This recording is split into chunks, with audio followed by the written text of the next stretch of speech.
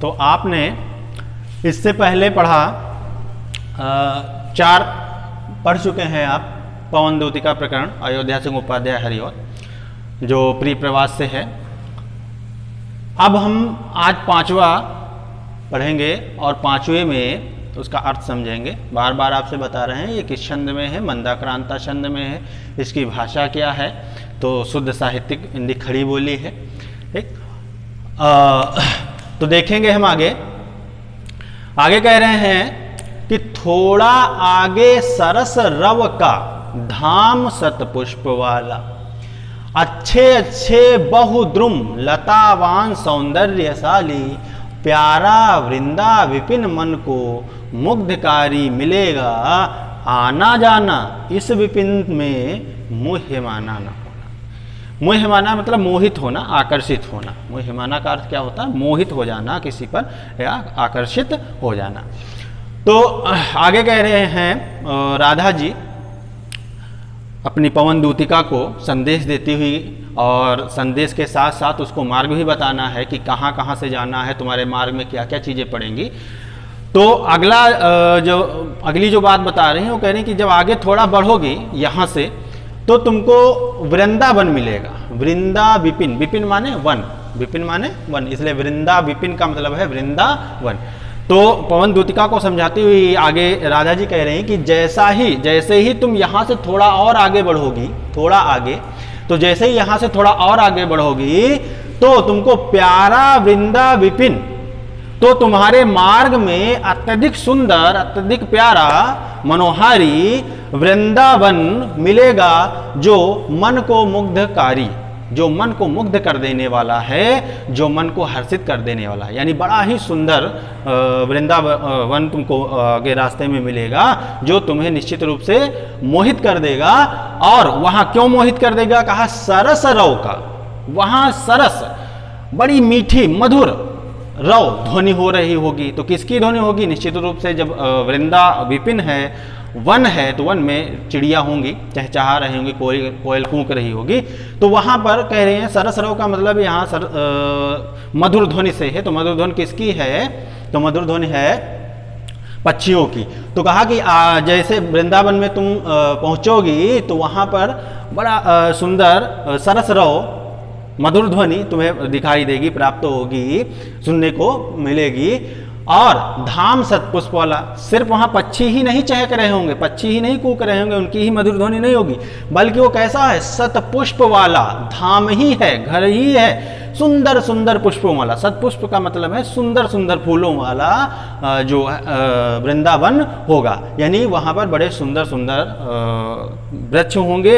आगे कह रहे हैं कि सुंदर सुंदर, अच्छे अच्छे बहुद्रुम लतावान सौंदर्यशाली, वहाँ बड़े सुंदर सुंदर वृक्ष होंगे, लताएं होंगी, और वहाँ उन लताओं, उन वृक्षों में बड़ा सुंदर सुंदर फूल लगे होंगे, जो तुम्हें बड़ा मोहित कर लेंगे। और कहने आना जाना इस विपिन से, इस जंगल से, इस वृंदावन में तुम जब मिलेगा, क्योंकि इतना सुंदर है, इतना सौंदर्य युक्त है, वहाँ पक्षी चहक रहे होंगे, सुंदर सुंदर चारों तरफ फूल खिले होंगे, बड़े अच्छे अच्छे वृक्ष होंगे, बड़ी सौंदर्यशाली लताएं तुम्हें दिखाई देंगी। तो ऐसे वातावरण को देखना, वहाँ जाना, इसीलिए कहा आना जाना, उसमें टहल लेना, घूम लेना, क्योंकि मार्ग में पड़ेगा तो उसका भी आनंद ले लेना। तो इसलिए कह रहे आना जाना इस विपिन में, इस विपिन में, इस वृंदावन में तुम आना जाना, लेकिन मुह्यमाना न होना, लेकिन मोहित मत हो जाना, आकर्षित मत हो जाना, क्योंकि अगर तुम वहाँ आकर्षित हो गई तो तुम वहीं रुक जाओगी, और फिर मेरा संदेश श्री कृष्ण भगवान के पास कौन लेके जाएगा। तो एक बार फिर से देख लें, थोड़ा आगे कह रही हैं कि जैसे ही यहाँ से तुम थोड़ा, पवन दूतिका को समझाती हुई राधा जी कह रही हैं कि जैसे ही तुम थोड़ा यहाँ से आगे बढ़ोगे तो अत्यंत सुंदर, मन को मुग्ध कर देने वाला तुमको वृंदावन मिलेगा। उस वृंदावन में पक्षी जो है वो चहक रहे होंगे, उनकी ध्वनि, मधुर ध्वनि हो रही होगी, उसमें सुंदर, चारों तरफ सुंदर सुंदर फूल लगे होंगे, और अच्छे अच्छे बहुद्रुम बहुत सारे अच्छे अच्छे सुंदर सुंदर पेड़ होंगे और सौंदर्य युक्त लताएं भी तुम्हें वहाँ दिखाई देंगी। तो वहाँ तुम आना जाना, टहल लेना, घूम लेना, उसके सौंदर्य को देख लेना, लेकिन मोहित मत हो जाना, क्योंकि अगर तुम वहाँ मोहित हो गई तो मेरा संदेश श्री कृष्ण भगवान के पास लेकर कौन जाएगा। तो आपको पता ही है, यहाँ छंद जो है मंदाक्रांता छंद है, जिसमें 17 वर्ण होते हैं। और रस जो है श्रृंगार, यहाँ देखिए सौंदर्य का वर्णन किया है, इसलिए यहाँ पर रस जो है वो श्रृंगार है, वियोग श्रृंगार नहीं है। वियोग श्रृंगार की यहाँ बात ही नहीं की गई है, तो श्रृंगार रस है। और भाषा आप जानते ही हैं, कई बार आपको बता चुके हैं, शुद्ध साहित्यिक हिंदी खड़ी बोली है। आगे देखेंगे छठा, जाते जाते अगर पथ में क्लांत कोई दिखावे, तो जाके सन्निकट उसकी क्लांतियों को मिटाना, धीरे धीरे परस करके गात उत्ताप खोना, और सदगंधों से श्रमित जन को हर्षितों सा बनाना। यहाँ उत्ताप का अर्थ है गर्मी से, उत्ताप का अर्थ है गर्मी से। तो कह रहे हैं कि चलते चलते, जाते जाते, चलते चलते, जब तुम हमारा संदेश लेकर श्री कृष्ण भगवान के पास जा रही होगी, तो रास्ते में, पथ में अगर कोई क्लांत, थका हुआ, क्लांत का क्या अर्थ है, कभी कभी शब्दार्थ भी नीचे प्रश्न में पूछ लेता है कि क्लांत का क्या अर्थ है, तो थका हुआ, क्या अर्थ है क्लांत का, थका हुआ।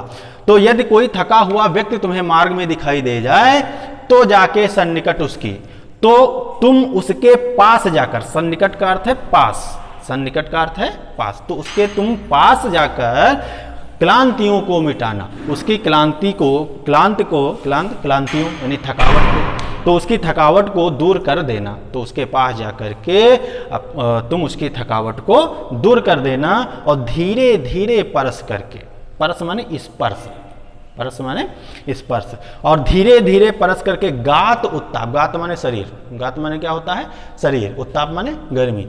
तो तुम अपने शीतलता से उसको, शरीर को, उसके गात को स्पर्श करना और उसके उत्ताप को खो देना, उसकी गर्मी को दूर कर देना।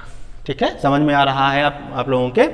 धीरे धीरे परस, धीरे धीरे उसके पास जाना, उसके शरीर को, गात को परस करके, गात को, शरीर को स्पर्श करके उसकी गर्मी को दूर कर देना, और सदगंधों से श्रमित जन को, श्रमित जन थका हुआ व्यक्ति, तो उस थके हुए व्यक्ति को अपनी सुगंध से हर्षितों सा बनाना, प्रसन्न कर देना।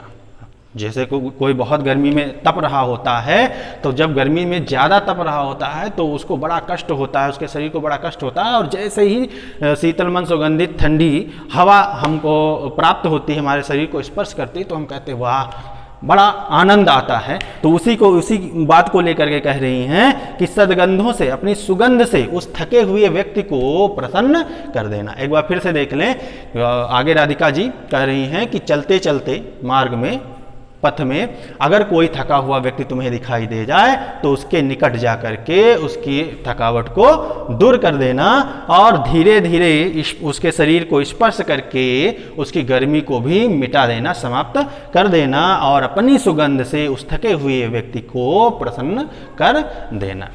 तो यदि आपकी समझ में आ रहा है वीडियो तो निश्चित रूप से इसको शेयर करें, लाइक भी करें, और कोशिश करें कि अगर समझ में नहीं, आप जैसे क्लास में होते हैं तो कहते हैं सर जी फिर से बता दीजिए, तो यदि समझ में नहीं आया तो अब तो आपके पास सबसे अच्छा उपाय है, फिर से वीडियो देख लीजिए।